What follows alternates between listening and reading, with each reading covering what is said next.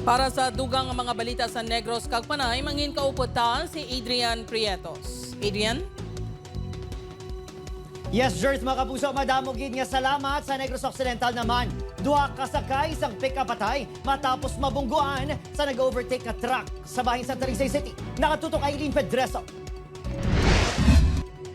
Wasak ang ini nga pick-up matapos mabungguan sang 22-wheeler truck nga may karga nga tubo sa Hacienda Tibay Lopez, Barangay Efehenio Lizares sa Talisay City, alas 6:15 Sabado sang gabi, Mayo 3. Nagbalabag sa dala ng truck nga naggupi ang ulo bangod sa kakusog sang pagkabunggo. Patay sa aksidente ang sakay sang pick-up na si Ronjon Caballero, samtang gindala pa sa ospital ang driver nga si Nilo Ipanto, 48 anyos. Kapon sang kaagahon, sang ginbawian ini sang kabuhi. Pilason ng isa pa kasakay sang pick-up na si Paul Simon Pertiliano, 42 anyos, nga nagapabilin nga confined sa ospital. Sunod sa Talisay City Police, padulong sa Bacolod City ang truck sang nag-overtake sa isa pa kasalakyan.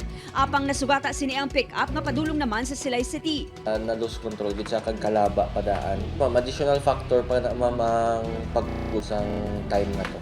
Sa makita gining padalagan, Tingwa pa nga magpreno ang driver sang truck nga si Gali Antipatya, 50 anyos. Napilasan man ini kag naka-hospital arrest.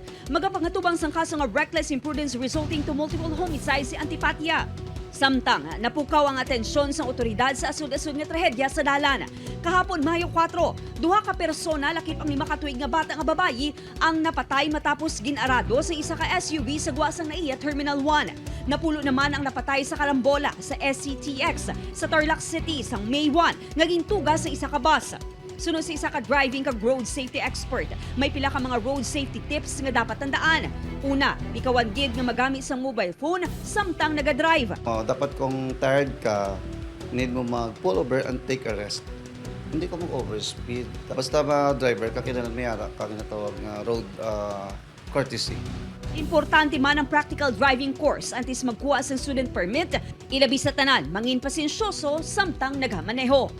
Upod kay Reynald Castillo, Aileen Pedreso, 1 Western Visayas.